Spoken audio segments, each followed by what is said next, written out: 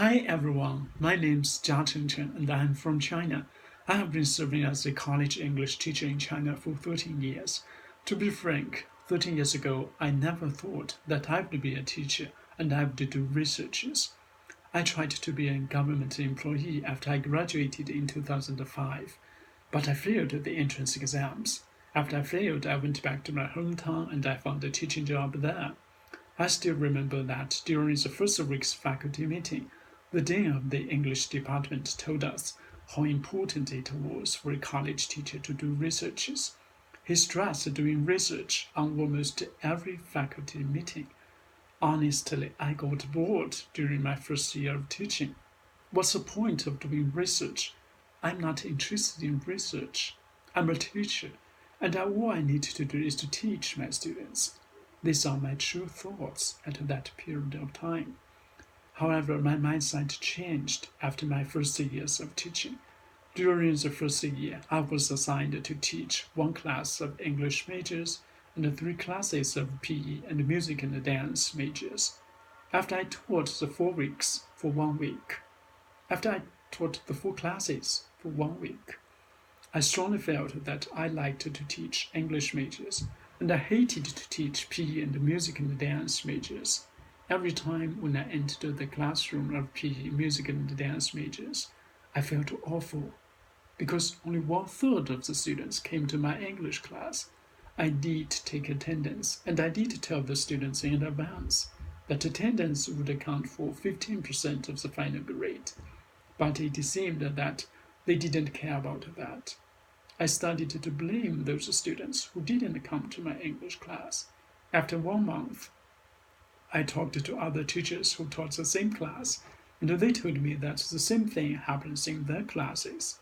And it was my talking to my colleagues that changed my mindset and attitudes towards doing research.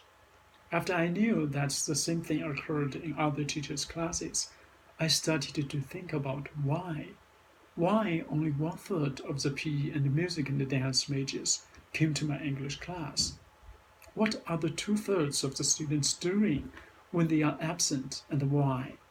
I listed some questions that puzzled me on a piece of paper, and I took 25 minutes out of my class to interview the students who were present at my English class. I was so shocked after the interview.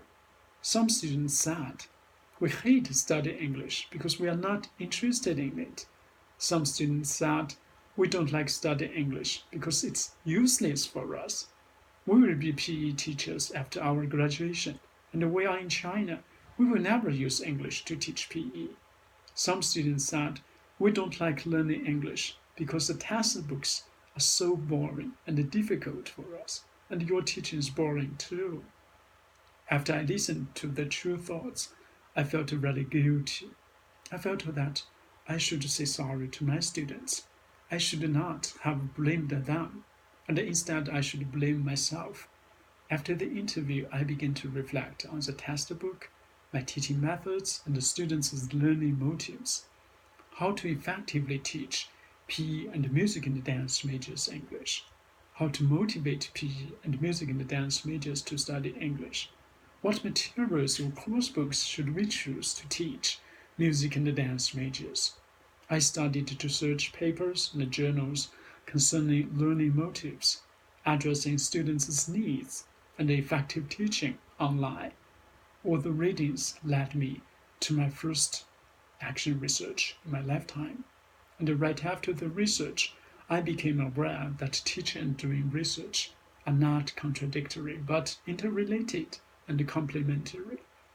Although I realized the relationship between teaching and research and the importance of doing research, I have been feeling that I really lack research methods and theories. I do have some research focuses, but I don't know where to start and what methods can I use to conduct those researches.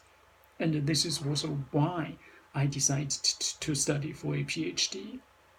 2 years ago, I had an opportunity to join a national training program for primary and middle school English teachers, and I served as an instructor and mentor.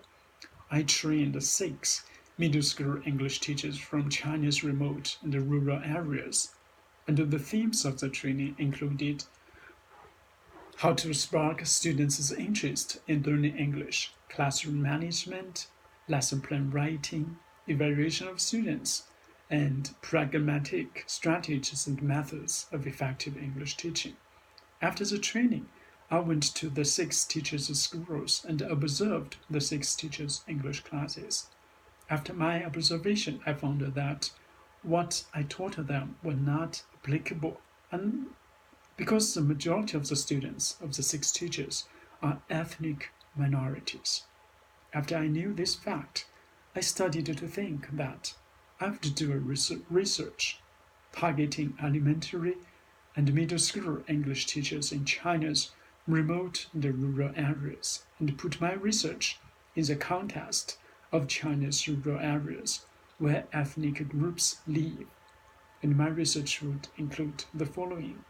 Firstly, I wish to introduce and analyze the strategies and methods of ESOL teaching in American elementary and middle schools, with a special focus on a teacher's role in ESOL teaching. And I would like to also introduce and analyze the special situation and actual conditions of the ESOL teaching, with a special concentration on the teacher's role in China's rural areas and regions where ethnic minorities live. And I hope I will compare the similarities and differences of the Chinese and American ESOL teaching in terms of a teacher's role. And after that, I hope I can analyze the merits and demerits of the Chinese and American ESOL teaching in terms of teacher's role. And finally, to come up with some effective ways to incorporate and transform the strategies and methods of ESOL teaching in American elementary and middle schools to meet the actual conditions and needs of ESOL teaching in China's rural areas and regions where those ethnic minorities reside. After I finish this research, and I hope that I can also write a paper and have it published in China, for I wish that the paper can serve as a reference or guidance for those prospective ESOL teachers in China's remote and rural areas where ethnic minorities live.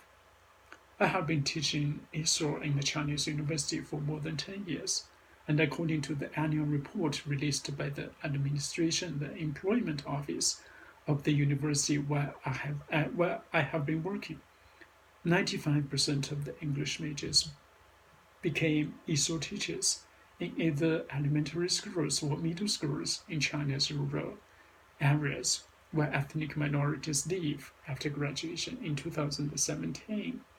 And I am really hopeful that my research would be of significance and would benefit and address some of the needs of those would-be ESOL teachers in China's rural and remote areas where ethnic minorities live.